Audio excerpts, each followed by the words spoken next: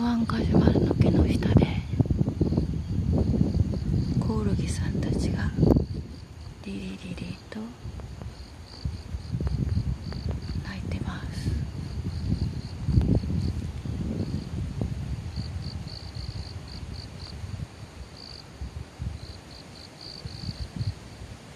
リリリリリと鳴いてますよね。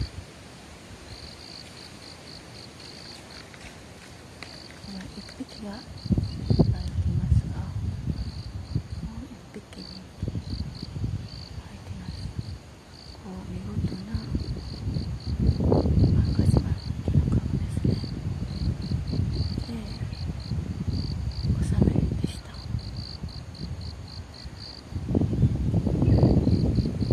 コオロギの鳴き声でございます。今6時。結局鳴きましたね。朝のキャンパスの動物たちのにぎわいですね。で、柱からはウグイスが鳴いてます。ここに目の前に見えるのは赤城ですね。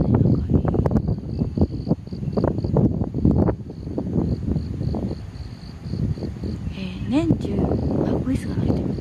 年中ひねもす鳴いてるのがコオロギさん。いつも勇気をもらってます。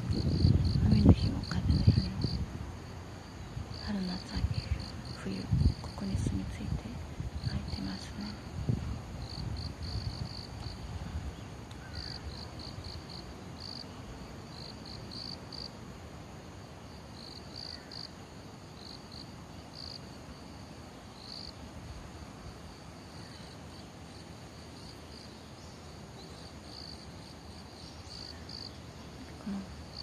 根っこが張り巡らされたこの丘の上、年に数十回と草を刈っているんですが、草を刈った後ではイソヒヨドリさんたちが、昆虫を求めて追いかけたりしていますね。で、こちらもきれいに草が刈り取られた後で、やはりコオロギさんが鳴いてます。